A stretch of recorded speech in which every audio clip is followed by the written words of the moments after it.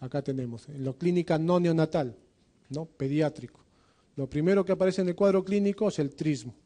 Después va acompañado con cefalea, cambios de la conducta, irritabilidad, posición en opistótonos, ¿no? Obstrucción de vías respiratorias altas, fiebres altas. Pero la característica en el tétanos, que el paciente siempre está consciente, ¿no?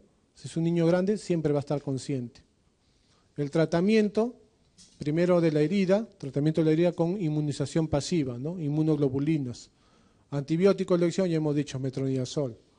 Y para evitar el epistótonos y el dolor que le produce la rigidez muscular, se relaja al niño, ¿no? Relajantes musculares, diazepam, sulfato de magnesio. Complicación más frecuente, neumonía aspirativa. Es un niño que se está microaspirando. Entonces, la neumonía aspirativa es la complicación más frecuente. Y si tiene una neumonía aspirativa, ¿cuál es el antibiótico de elección? Clindamicina, ¿no? El fármaco de elección para neumonía aspirativa, clindamicina. Y este es el tétanos neonatal. El tétanos neonatal, ¿cómo se produce? Por ligadura y corte de cordón umbilical con material contaminado, como dice acá. Ligadura y corte de cordón umbilical con material contaminado. Esta es la primera causa del tétanos neonatal. El 50% del tétanos neonatal es mortal, ¿no? Mortalidad es 50%. Los síntomas son precoces, empiezan el tercer y octavo día. ¿Cuál es el primer cuadro clínico? En el anterior, ¿qué era? El trismo. Acá no es el trismo, ¿no? Acá que tiene incapacidad súbita para succionar o rechazo a la vía oral. Incapacidad súbita para succionar o rechazo a la vía oral. Después de esto, ¿qué produce? Un espasmo laringio. Después del espasmo laringio hay un aumento de la presión intraabdominal. Al haber un aumento de la presión intraabdominal, eleva el diafragma y ¿qué viene? Los vómitos, emesis. Y el niño se aspira. Complicación, neumonía por aspiración, ¿no? Causa más frecuente de morbimortalidad. La muerte ocurre en el 50%, porque hemos dicho que la mortalidad es 50%, entre el cuarto y 14 días de vida. En el tétanos neonatal el antibiótico de elección no está el de elección, está el segundo, que es penicilina, ¿no? Hepatitis. Las hepatitis, más frecuente en pediatría, sabemos que es la hepatitis A, ¿no? La clínica típica, hay tres fases: fase prodrómica, fase de estado y fase de recuperación. La fase prodrómica, que es un niño que tiene mialgias, artralgias, fiebre variable, cefalea, anorexia, hiporexia, vómitos, ¿no? 1 a 2 semanas. La fase de estado, de 2 a 6 semanas, dura de 2 a 6 semanas, donde hay organomegalia, hepatodispleno, adenopatías y la clave del diagnóstico, la ictericia. Pero esto es clave en mayores de 5 o 6 años, porque las hepatitis en menores de 6 años habitualmente son anictéricas, ¿no? En menores de 6 años mayormente son sin ictericia.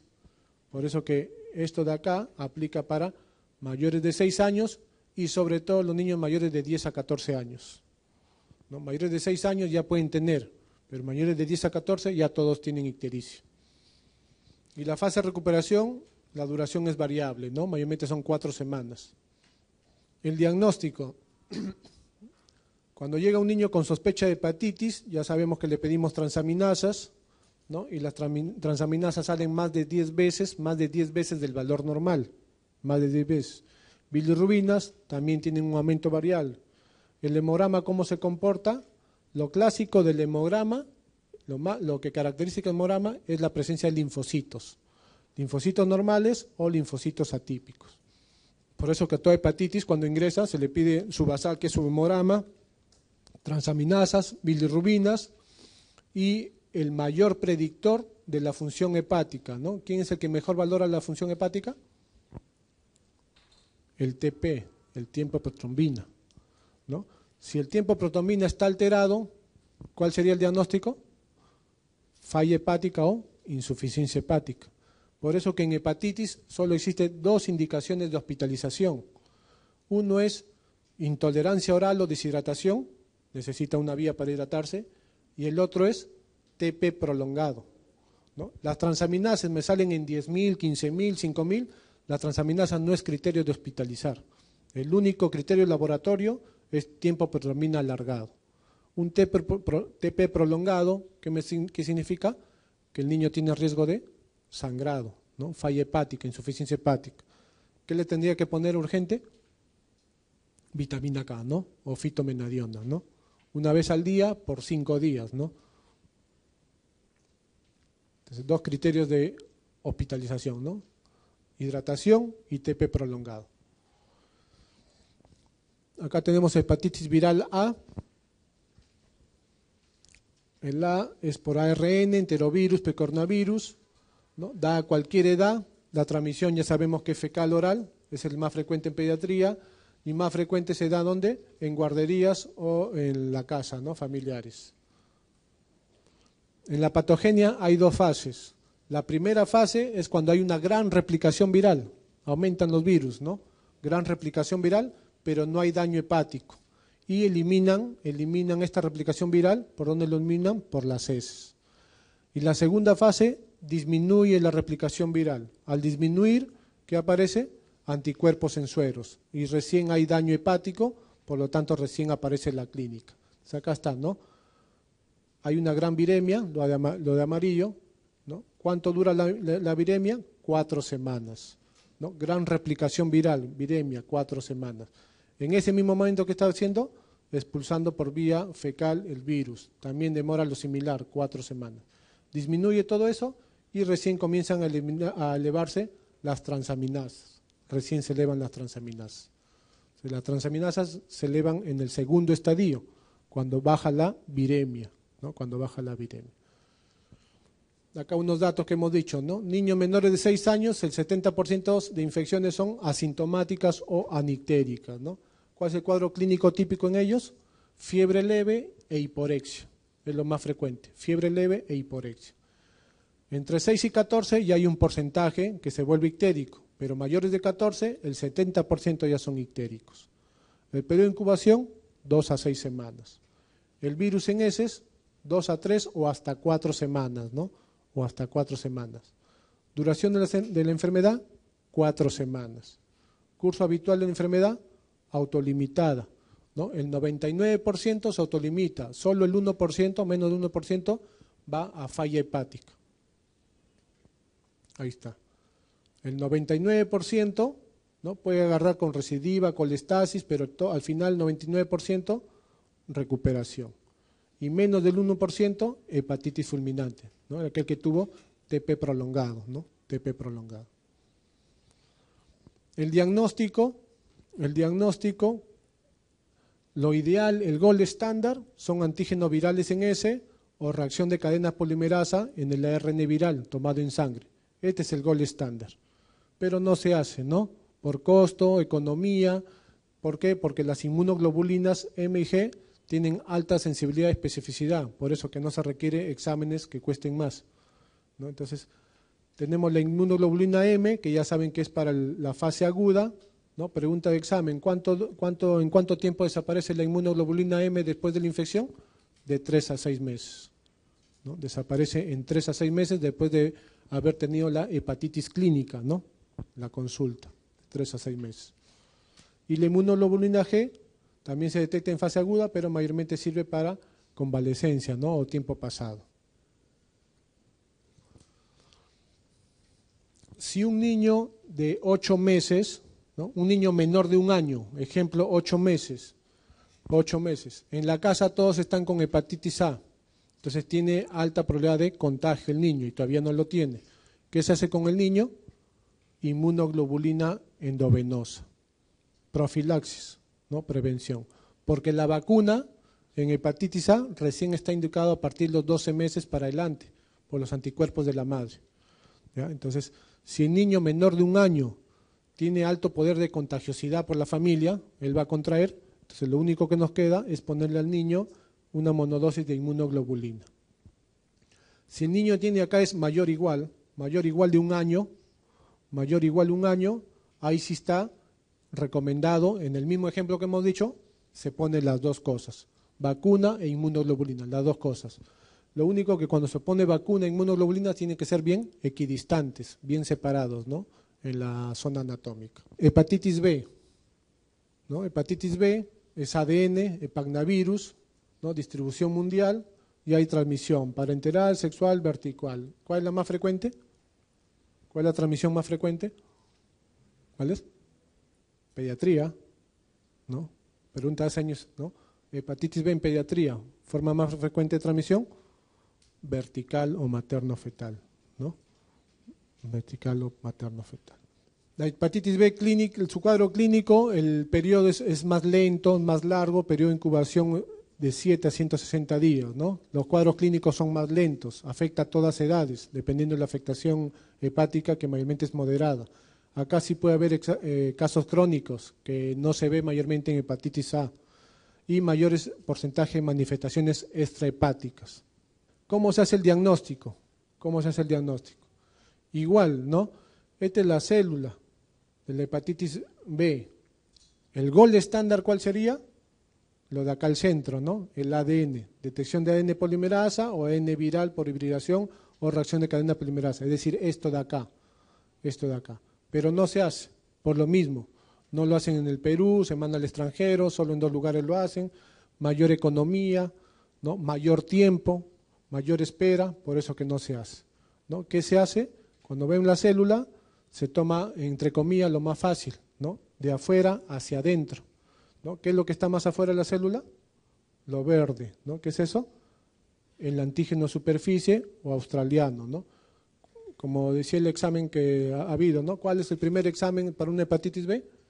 Antígeno australiano, antígeno superficie. Es el primer examen. ¿Y qué nos da esto? Si sale positivo, solo nos dice que tiene hepatitis B, no nos dice si es agudo o crónico, o es ahorita o ya lo tuvo, ¿no? Solo nos dice tiene o no tiene, nada más. Si es pasado, crónico, actual, no nos dice. Entonces lo primero es esto. Si el antígeno superficie sale positivo, ¿cuál es el segundo examen que le tomo? Entramos un poco más, al lila, morado. ¿Cuál es? El core. Entramos un poquito al core. El core, ¿qué tiene el core? Inmunoglobulina M e inmunoglobulina G. Entonces, ahí recién me hace el diagnóstico. El core, el antígeno core, tiene 2, inmunoglobulina M, inmunoglobulina G. Si me sale el M positivo, entonces recién digo tiene hepatitis B aguda, actual. Sale el M es actual, el G es pasado. A todos se le pide el australiano, superficie, sale positivo, el segundo examen que se le tome es el antígeno core, que se divide en 2, en inmunoglobulina M, que es enfermedad activa, y G pasada, ¿no? Estos son los antígenos que tienen la enfermedad actual. Y anticuerpos significa que ya no tienen lo que salió positivo, ¿no? ¿El antígeno E qué significa?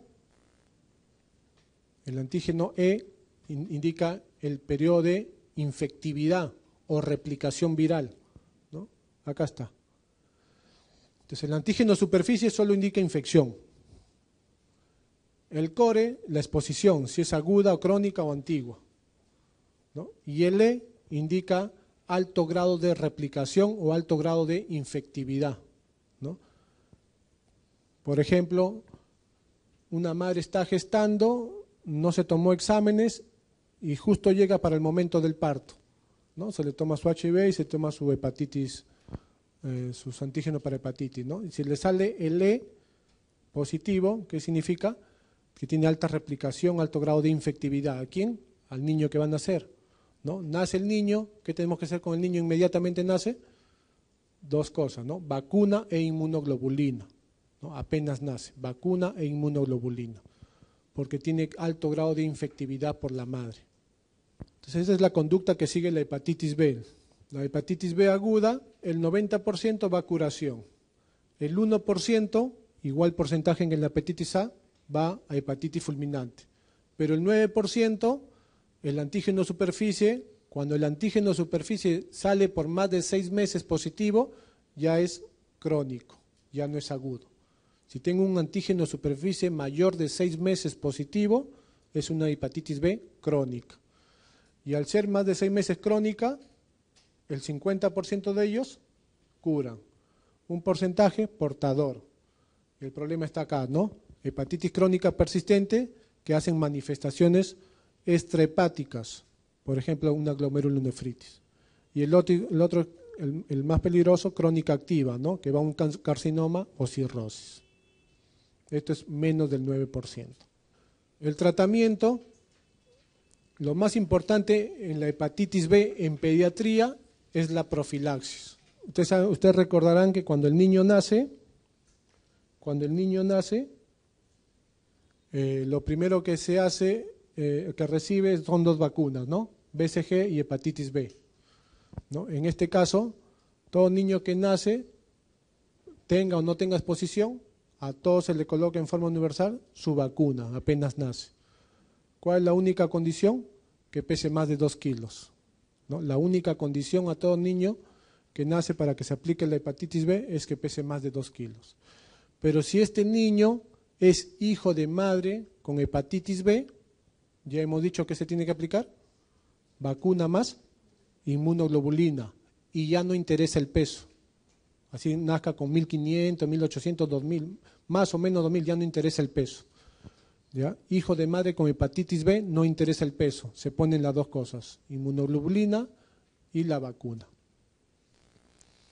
Cuando el paciente ya tiene la enfermedad, en niños solo está aprobado el interferón alfa 2B y el único análogo antinucleósido aprobado en niños es la lamivudina. Solo estos 2 fármacos están aprobados en niños que ya tienen la enfermedad. Entonces, vacuna inmunoglobulina es para profilaxis, prevención. Y si ya tienen la enfermedad, interferón alfa 2 beta y lamivudina.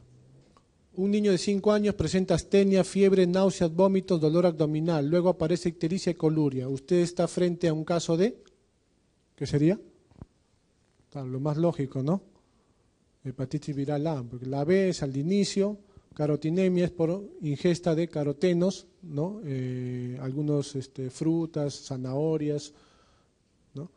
Ictericia fisiológica es otra cosa que dura los primeros 7 a 10 días, y enfermedad hemolítica es palidez más ictericia, ¿no? Todo lo que es enfermedad hemolítica es el dúo pálido e ictérico, no solo es ictericia. ¿Cuándo es más probable que se produzca la transmisión de hepatitis B de la madre al hijo?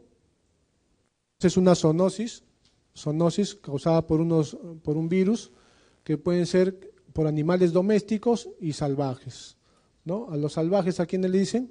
Murciélago, mapaches y zorrillos, ¿no? Depende de eso, va a depender la conducta que vamos a hacer, ¿no? Salvajes es días, ¿no? El promedio son 50 días. El periodo prodrómico dura de 2 a 10 días, de difícil diagnóstico, porque como ven puede ser cualquier otra patología, ¿no? Cansancio, vómitos, parestesias, anorexia, fiebre, náuseas. El tercer periodo, llamado periodo de excitación o periodo neurológico. El periodo neurológico de excitación es el que marca el diagnóstico, el que nos puede marcar el diagnóstico. Lamentablemente ya es tardío, ¿no? Porque en el periodo de excitación, a pesar de haber todo lo anterior y cambios en la conducta, ¿no? Puede tener signos de furia, ¿no? Lo que se llama la rabia furiosa, ¿no? Que se ve en el 80% de pacientes, mayormente el paciente que tiene hidrofobia, miedo al agua, y aerofobia, miedo a las corrientes o ventarrones de aire, ¿no? Ventarrones de aire. Entonces, la agresividad, convulsiones, alucinaciones. Entonces, acá nos puede orientar. ¿Quién nos puede orientar el diagnóstico? La hidrofobia y la aerofobia, aparte del trastorno conductual. Los que sobrepasan esta etapa, porque acá se produce el 80% de mortalidad, van al periodo paralítico, hemiparesia, parálisis flácida y coma. Acá fallece el otro 19%, porque está documentado que solo el 1% puede vivir. El diagnóstico. No hay pruebas de diagnóstico antes que aparezcan las manifestaciones clínicas. No existe ninguna prueba antes de las manifestaciones clínicas. Hay algunas pruebas, pero se hacen durante el periodo, ¿no? Por eso que para el diagnóstico que se necesita, primero, confinar al animal durante 10 días, ¿no? Aislamiento al animal durante 10 días, porque durante esos 10 días, ¿cuándo se ha visto que el animal desarrolla signos de rabia o muere? Entre el tercer y sexto día.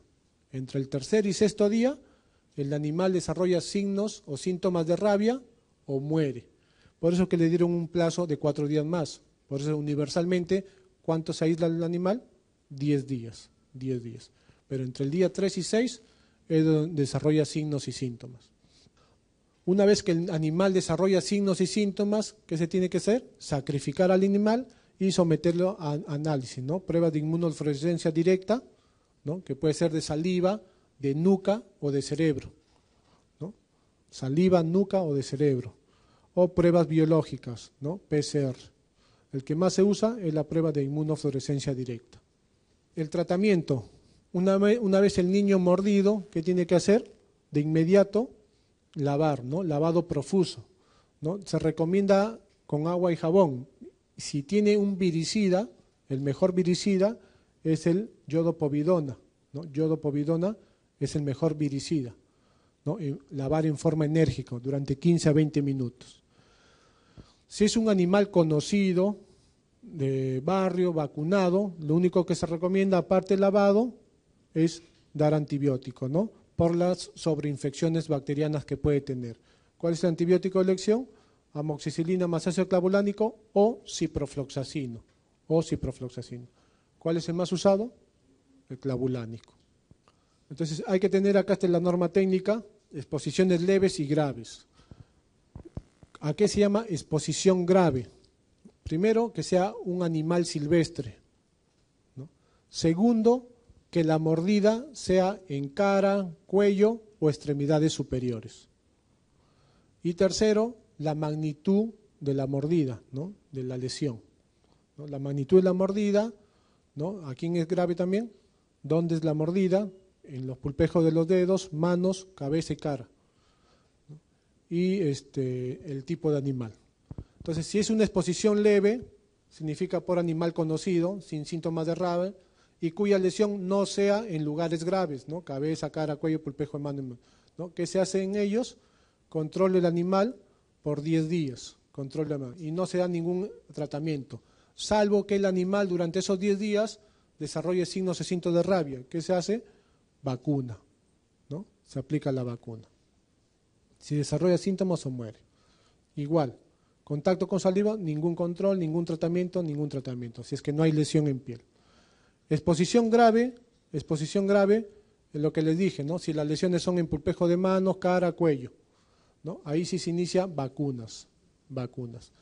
Y si hay sospecha de rabia, si el niño desarrolla sospecha de rabia, hay que aplicar cuando es inmunización pasiva es aplicar inmunoglobulina, ¿no? Inmunoglobulina. Estas son las exposiciones graves, ¿no? Exposición grave, ejemplo, mordido por animal silvestre, ¿no? Un murciélago. ¿Qué se hace? Se aplican las dos cosas, ¿no? Sacrificia al animal silvestre, si se le encuentra, y se aplican las dos cosas.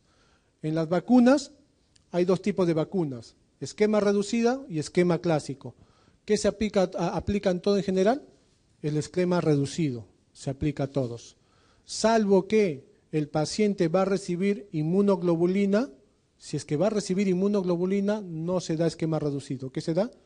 El esquema clásico. Es el único cambio. Todos reciben esquema reducido. Esquema clásico, solo aquel que va a recibir suero o inmunoglobulina, ¿no? Igual, mordedura por animal no conocido, también esquema reducido, se hace signos síntomas clásicos y su inmunoglobulina.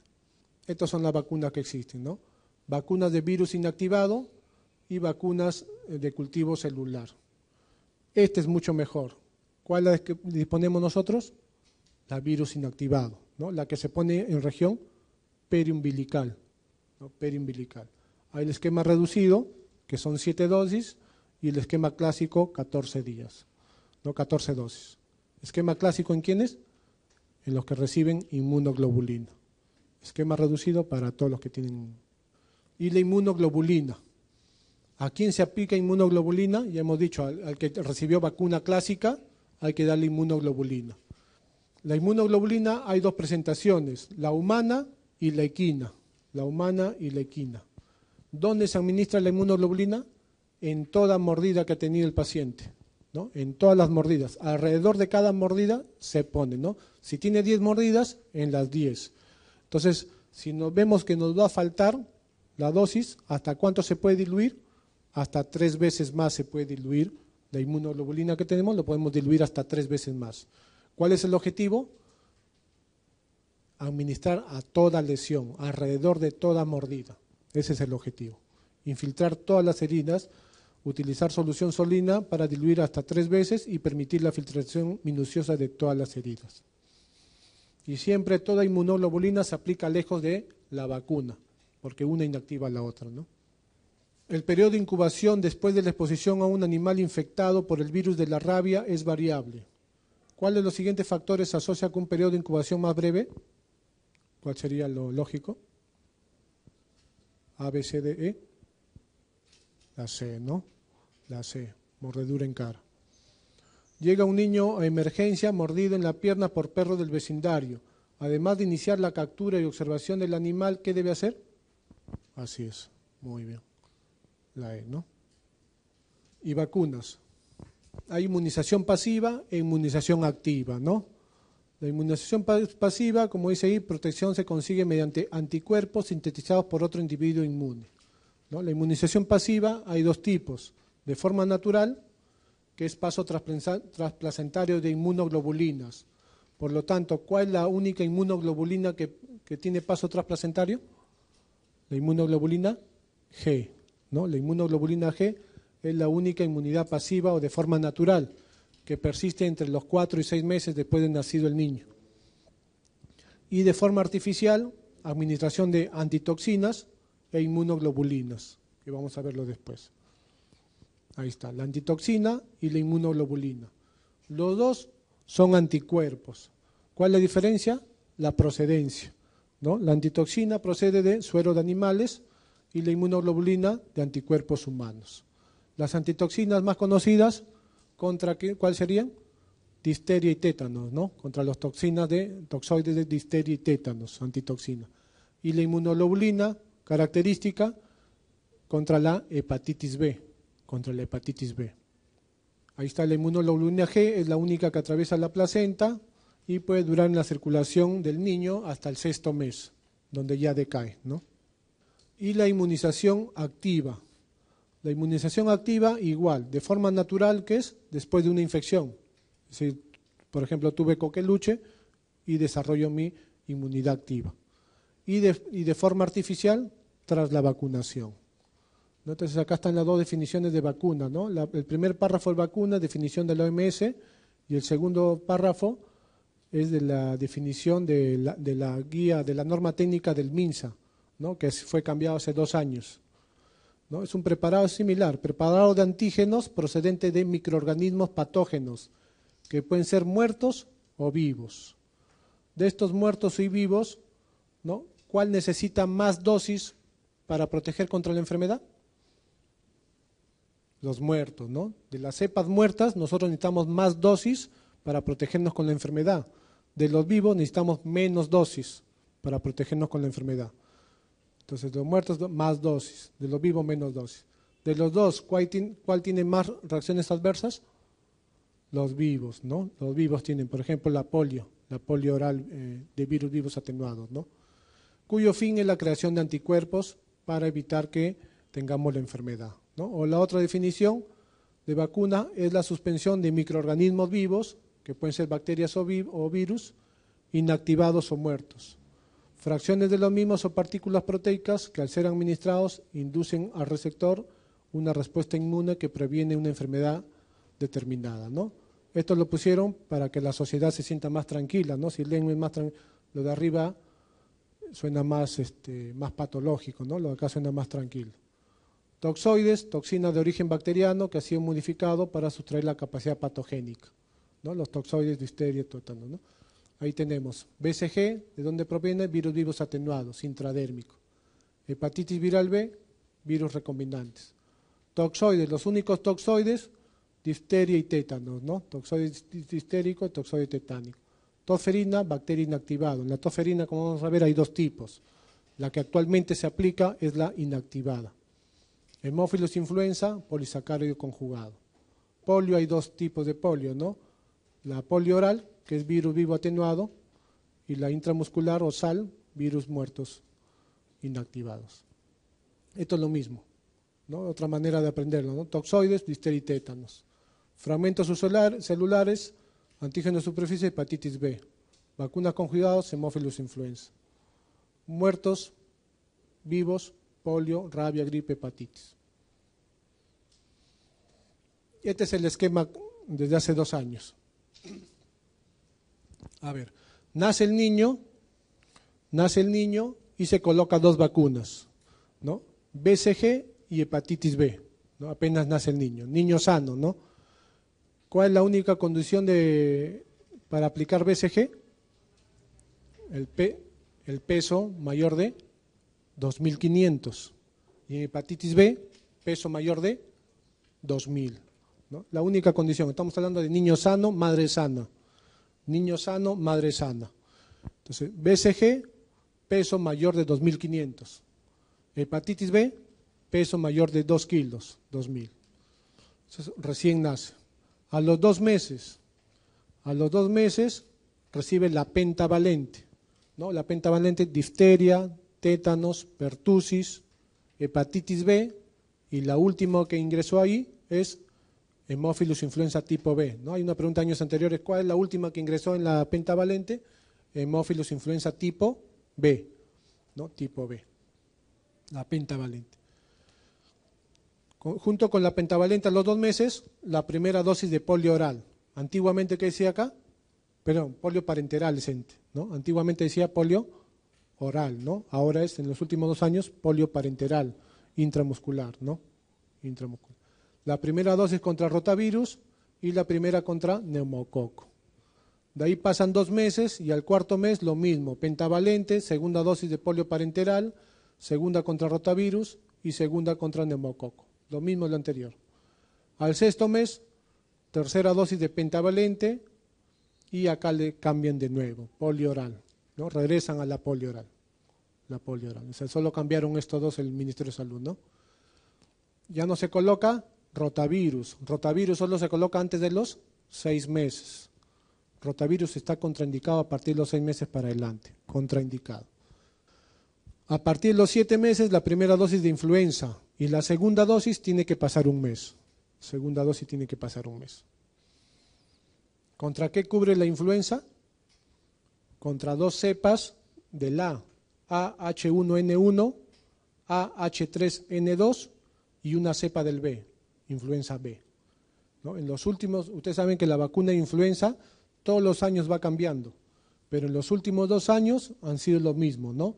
Cubre 2 cepas A y una cepa B, ¿no? La A es AH1N1, AH3N2 y influenza B. Esas 3 cubre, ¿no? Le ponemos a los 7 meses y luego pasa 1 mes y le ponemos la otra. A los 12 meses, la primera dosis de la triple viral, ¿no? Sarampión, paperas y rubiola. Y la tercera de neumococo. A los 15 meses, fiebre amarilla. 15 meses, fiebre amarilla. Solo una dosis falta de fiebre amarilla, ¿no? A los 18 meses esto cambió, ¿no? A los 18 meses, primer refuerzo de la DPT, primer refuerzo de la polio oral y segunda dosis de la triple viral. Después de los 18 meses nos vamos hasta los 4 años. Los 4 años, segundo refuerzo DPT y segundo refuerzo de polio oral. En el 5º grado de primaria,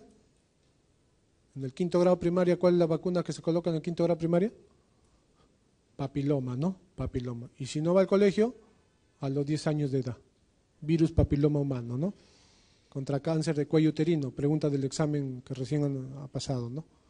Cáncer de cuello uterino. Entonces este es un acápite aparte, ¿no? Dicen con comorbilidad.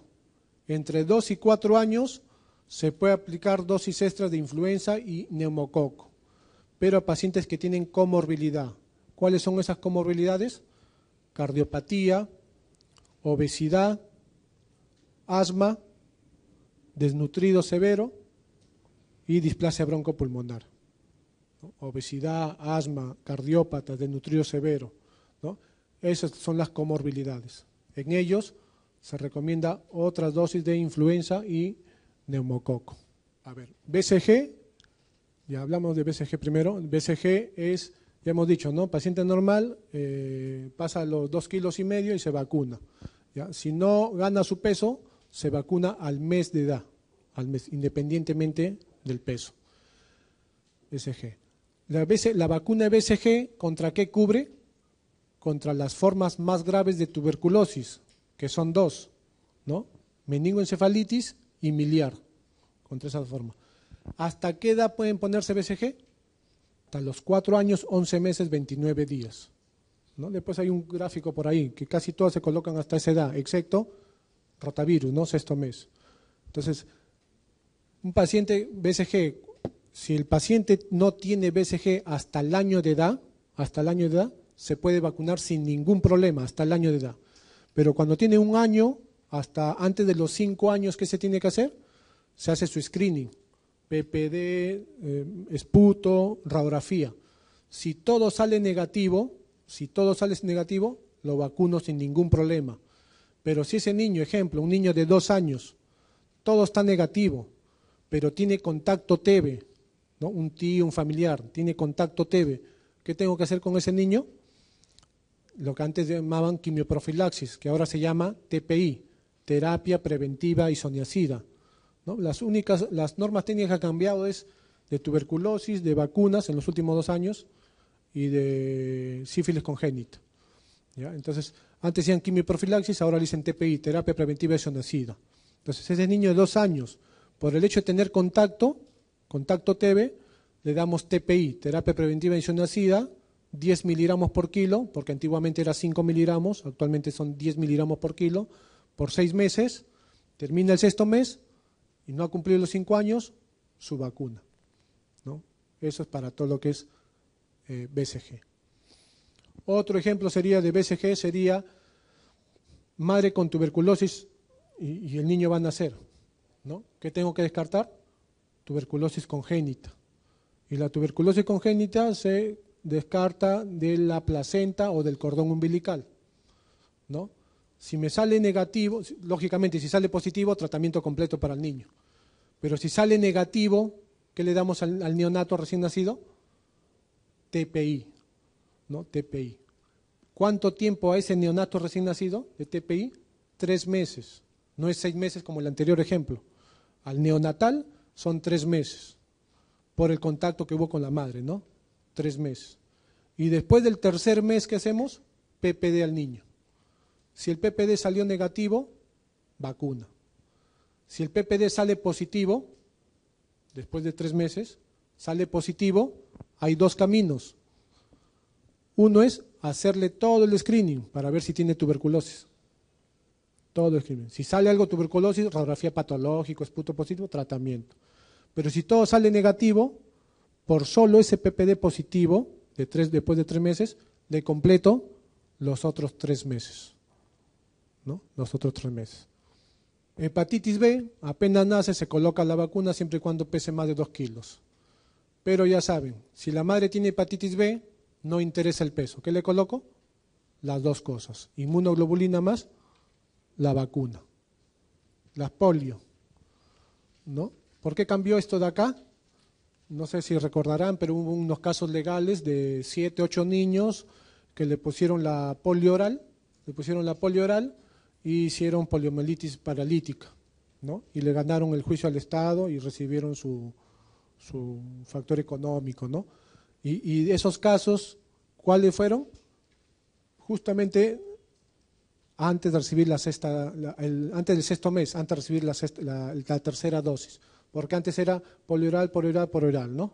Entonces, antes del 6º mes desarrollaron los signos y síntomas de parálisis flácida, ¿no? Los niños. Entonces, por eso cambió esto de acá, por eso.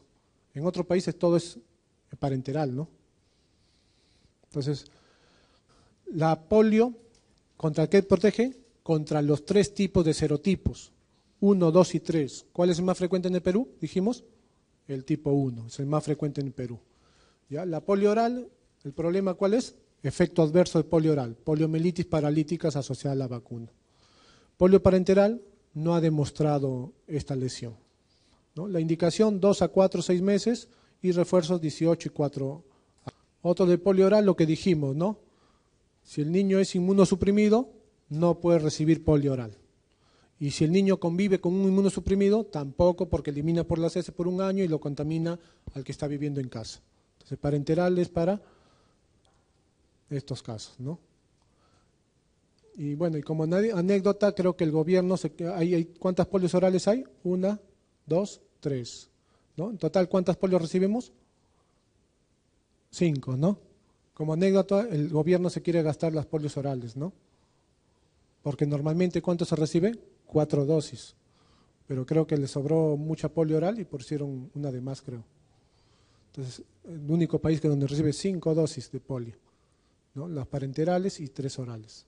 Si ustedes revisan de otros países, son 4 nomás. La DPT, difteria y tétanos, que son toxoides, y pertusis. Hay 2 tipos, celular y acelular. ¿Cuál es el que se está usando mayormente? La acelular, mayormente. ¿Ya? ¿Por qué? Porque la celular tiene menos efectos neurológicos. ¿Qué pasaba con la antigua vacuna, la celular? ¿Qué pasaba con eso? El ejemplo es, por ejemplo, paciente de 2 meses,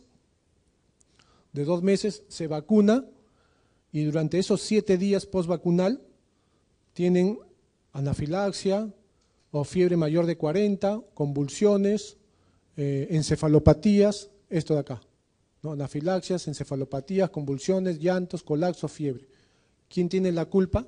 Después que le colocaron la pentavalente a los 2 meses y entre que le colocan y el día 7 desarrolla cualquiera de estos, la culpa es de la tosferina celular, ¿no? Por eso que la cambiaron a la acelular. La celular trae efectos neurológicos en los primeros 7 días, durante los primeros 7 días. Entonces, ese niño de 2 meses, ejemplo, ¿no? Le pusieron y convulsionó. ¿Cuándo le toca su vacuna? El 4.º mes, ¿no? Si es que regresa, ¿no? Si es que regresa, ¿qué le daríamos al 4.º mes? Esta de acá. DT en mayúsculas, difteria, tétanos, ¿no? ¿En quiénes se usa eso? En aquellos que tuvieron reacciones con la anterior vacuna, la DT en mayúscula. ¿Hasta qué edad también se puede utilizar la DPT o la DT? También igual que la BCG, ¿no? 4 años, 11 meses, 29 días. Después de los 5 años, como dice acá, después de los 5 años no se usa componente pertusis, ¿no? Si tengo un mayor de 5 años y no tiene vacunas, ¿qué le daría? Este de acá, TD, la D chiquita, ¿por qué difteria, no? ¿Por qué? Porque la difteria es más frecuente en menores de 5 años o no vacunados, en menores de 5 años.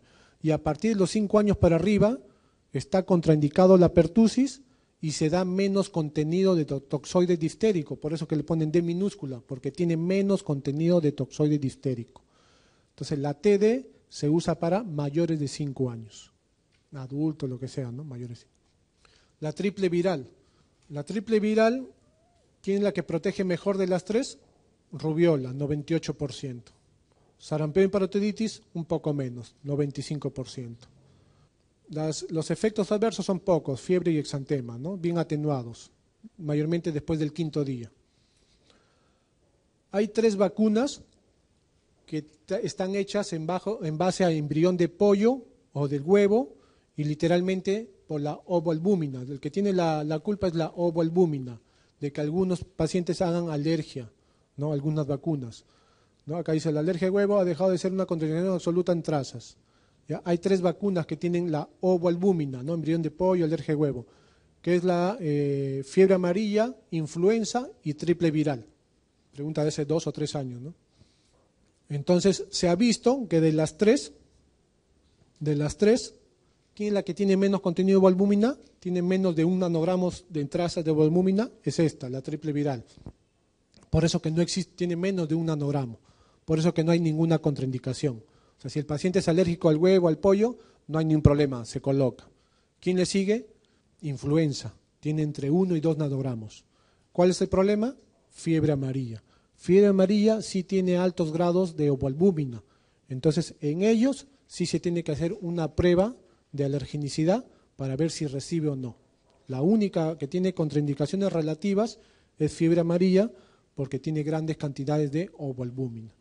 Vacuna contra Haemophilus influenza. El Haemophilus influenza, hay 3 tipos de Haemophilus influenza, ¿no? El A, que mayormente da en adulto, el B de bebé, que es el más frecuente en pediatría, y el no tipificable. El no tipificable es el segundo en frecuencia en pediatría.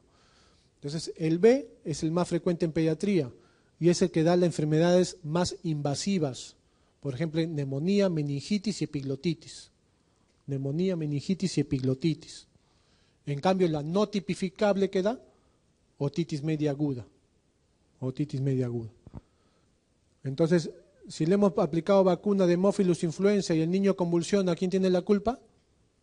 La tosferina, porque este viene junto con la pentavalente, ¿no? Este viene, efectos adversos mínimos, mayormente es por DPT, es decir, por pertusis. Este viene junto con la pentavalente, no viene aparte, ¿no? Y también se aplica antes de los 5 años, 4 años, 11 meses, 29 días. Vacuna contra hepatitis B, ¿no? Las 3 dosis, se recomiendan 3 dosis, salvo en el recién nacido, ¿cuántas dosis son? 4, ¿no? Cuando nacen y los siguientes 2, 4 y 6. ¿Por qué? Porque somos un país en alza de esta enfermedad, ¿no? Pero 3 dosis cubren al 100%, ¿no? Están hechas en base a anticuerpos frente a antígeno S. Y esto ya lo hemos hablado, ¿no? Si el paciente tiene la enfermedad, hijo de madre con hepatitis B, una dosis de inmunoglobulina más su vacuna. Y después sigue el régimen habitual de la vacuna. No existe contraindicaciones. Y la hepatitis B se pone a cualquier edad, ¿no? A cualquier edad.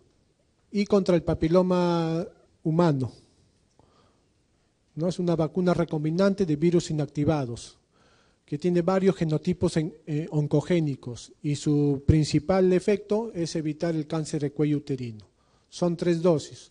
La primera dosis es el contacto con el estudiante en el 5º grado de primaria y si no va al colegio, 10 años de edad. La segunda dosis es a los 2 meses de administrar la primera dosis. Y la tercera dosis es a los 6 meses de administrada la segunda dosis.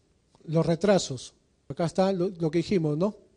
BCG, menores de 1 año, colocar nomás. Pero si son mayores de 1 hasta 5, porque BCG solo se aplica hasta antes de los 5 años, ¿no? Primero hay que ver si tiene enfermedad. Si hay contacto, primero ¿qué le hacemos? TPI, terapia preventiva de suicida, y luego la vacuna, ¿no? Pero si tiene tuberculosis hay que darle tratamiento y después la vacuna, siempre y cuando no haya cumplido 5 años. Pentavalente, la pentavalente, los intervalos son cada 2 meses. Rotavirus, contraindicada en mayores de 6 meses. Neumococos, ¿no? Como hemos visto, 2 meses, 4 meses y al año. Si no se ha vacunado después del año contra neumococo, solo se colocan 2 dosis. Triple viral o refuerzos después de 6 meses. DPT ante los 5 años. Entonces, un ejemplo. Paciente de 2 años que no tiene ninguna vacuna. ¿Qué le aplicamos? Viene del interior, no tiene ninguna vacuna, tiene 2 años. ¿Qué le indicamos primero? Se coloca vemos el diagrama, ¿no? Se coloca la hepatitis B, que no tiene ninguna contraindicación.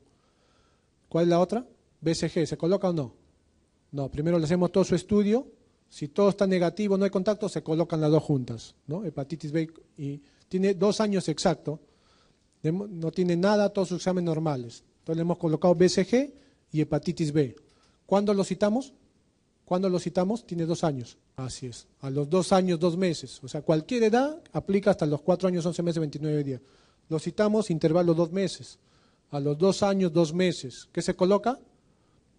La pentavalente, la polio, neumococo, pero no se coloca rotavirus, ¿no? No se coloca rotavirus. ¿Y de ahí cuando lo citamos? También 2 meses después. Siguen igualito. Es igualito el calendario. 2 meses, 2 meses, 2 meses. Ya no se coloca rotavirus, ¿no? Influenza se puede colocar a cualquier edad. Influenza. Entonces, 2 meses. 2 meses, 2 meses, 2 meses. ¿Los refuerzos después de cuánto tiempo se colocan? Lo dije, ¿después de cuánto los refuerzos? 6 meses. Los refuerzos es después de 6 meses. Después de 6 meses. Cualquiera fuera el ejemplo de cualquier edad. Salvo que sea mayor de 5 años. Ahí está. ¿Cuáles se colocan en mayores de 5 años? Papiloma, difteria tétanos, difteria en minúscula, hemos dicho, la fiebre amarilla, hepatitis B e influenza. Estos se colocan en mayores de 5 años. El resto se aplica en menores. Si no se ha colocado fiebre amarilla, ¿cuántos días se tiene que colocar antes de ir a un sitio endémico? 10 días, ¿no? Lo que dice la norma técnica de la vacuna, de vacunación, 10 días antes. 10 días antes, mínimo colocarse 10 días antes contra fiebre amarilla. Y vacunas en inmunosuprimidos. Vacunas en inmunosuprimidos, niños con VIH o hijo de madre VIH. ¿Qué no está incluido acá? Hay dos que tienen contraindicación absoluta. Dos tienen contraindicación absoluta. Uno es la polio oral, por eso que sigue parenteral. Ya hemos dicho, la polio oral está contraindicado en inmunosuprimidos, niños con VIH, o una patología que se llama agamaglobulinemia de Boutron, ¿no? Que no tiene linfocitos el paciente. La agamaglobulinemia de Boutron, que fue una pregunta de hace años, también está contraindicado la polio. ¿Qué más está contraindicado? ¿No figura acá? ¿Cuál? Rotavirus, ¿no? Rotavirus y polio oral contraindicado. Y la triple viral no se recomienda en estadio SIDA o con inmunodeficiencia severa, ¿no? CD4 bien disminuido. Preguntas, lactante de 11 meses de edad que solo recibió vacuna hexavalente a los 2 y 4 meses. ¿Su conducta en relación con las inmunizaciones es? A, B, C, D, E. Lo otro es vacuna dada, vacuna contada, ¿no? Toda vacuna dada es vacuna contada, ¿no? 2, 4, ya pasó más de 2 meses, se olvidó la señora, entonces tercero. ¿En cuánto tiempo lo cito? ¿A los 2 meses? No. A los 6 meses para los refuerzos, a los 6 meses. En un niño con VIH está contraindicada la aplicación de ¿cuál de las siguientes vacunas no está considerada en el calendario nacional de vacunaciones? ¿Cuál? Varicela, ¿no? Que debería estar, ¿no? ¿A los cuántos meses de edad se recomienda colocar la vacuna contra la hepatitis A? Al año, ¿no? Mayor o igual de 1 año dijimos, ¿no? Hepatitis A. Una complicación frecuente de la vacuna BCG es, no lo hemos dicho, pero es lógico, ¿no? Todo lo que es BCG, todo lo que es tuberculosis, las primeras características son adenitis, linfangitis, ¿no? Adenopatías, ¿no? Esta es una linfadenitis regional, ¿no? Es como decir, ¿cuál es la primera característica radiológica de una tuberculosis en niños, ¿no? En adultos sabemos que hay una radiopacidad apical, ¿no? Pero en niños, adenopatías, linfangitis pariliares, ¿no? La forma radiológica más frecuente de tuberculosis del niño es la forma adenopática, ¿no? Adenopatías, linfangitis, adenitis pariliares. Con respecto a la vacuna contra la Haemophilus influenza tipo B, ¿es falso qué? A, B, C, D, E. Está claro, ¿no? No se aplican después de los 5 años, ¿no? No se aplican después de los 5. Muy bien, unos 10, 15 minutos, seguimos la segunda parte.